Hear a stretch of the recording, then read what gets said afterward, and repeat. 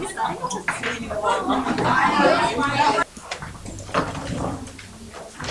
now if there's any problems with and what is it, and that's what we're going to do today. So spectroscopy is the use of the electromagnetic spectrum to determine physical characteristics of stars. It doesn't have to be just of stars. We use spectroscopy on Earth to determine the composition of a lot of things. If you were, say, for instance, going to be a pathologist, for instance, and you wanted to work out what chemical has been ingested or injected by a person's blood test, you just take a small sample of the blood test and you put it through a spectrometer and you can work out what chemicals are in the blood. Or you find an unknown substance on the ground, if you're forensic scientist, you have no idea what it is, we can work out what it is simply by its spectrum. So what are the things that we can do? We can work out its chemical composition, that's the first one.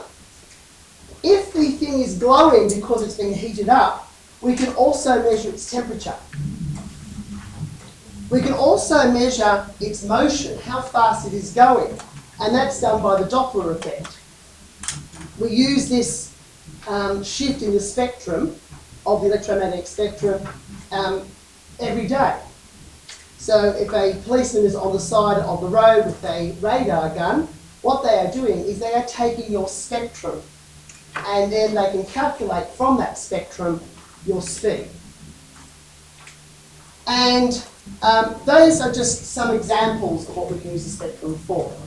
And I am saying it's the electromagnetic spectrum. It's not, we are so used to seeing spectrums and have only one understanding of the spectrum. That's a visible spectrum, which we call the rainbow. Obviously, we'll never call that a rainbow in physics, but it's a rainbow. But we know that the electromagnetic spectrum is all spectrums. That goes all the way from gamma rays all the way down to the radio waves. Most of that spectrum is totally useless to us on Earth because some of them is dangerous to us. But we can use spectroscopy, which is just looking at the spectrum, for radio, for instance. And just by looking and observing the radio spectrum, we can work out a lot of information about an object.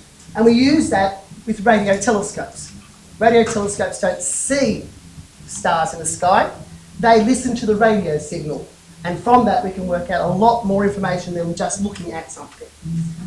Most of the times we look at the visible spectrum. And today we're going to be looking mostly at the visible spectrum, well actually only, because our eyes are the only way we can look at it. And so we're just going to start with what is a spectroscope. Everyone got that down? Yeah. Okay, how do I go down? Yeah, right here. That's the spectroscope that we're about to use. It's the school-issued cheap spectroscope that costs only about $10 each or so. Actually, I think they cost a little bit more than that now. But that's good enough for our purposes. But that's not good enough if we're going to actually measure as a scientist. So our science requires a little bit more sophistication. Now, I'm not going to explain how a spectroscope works.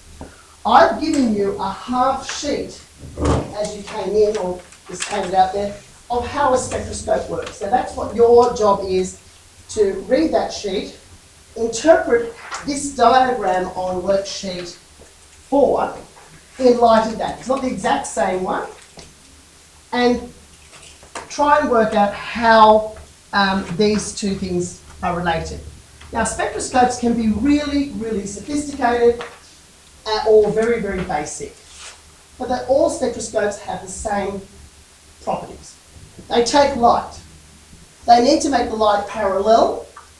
We don't want the light spreading out. We want it to be a parallel beam. Then we take a narrow slit of that parallel beam. We somehow break it up, and then we measure it. And we can either measure it as a rainbow, or we can measure it in other forms. A computer can measure how bright each of the light pieces are. So